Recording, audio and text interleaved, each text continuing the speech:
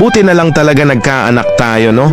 Mahirap, pero kung iisipin mo, sobrang blessed pala natin. Kasi mula nung naging magulang tayo, parang mas nagkaroon na ng direksyon ng buhay natin.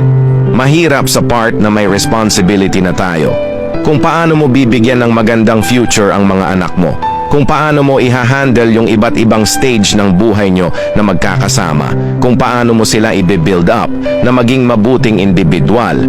Pero yung lakas na binibigay nila sa atin, iba eh.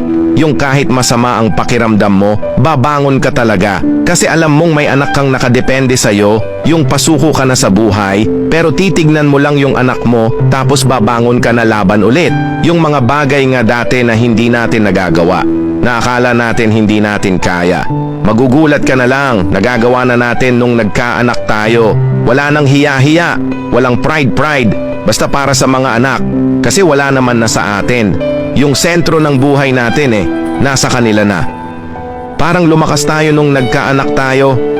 Ang dami nating na-discover sa strength natin. Pansin nyo on? Parang mas naging mapangarap tayo. Parang mas naging mabuting tao tayo. Tsaka iba din yung joy at fulfillment.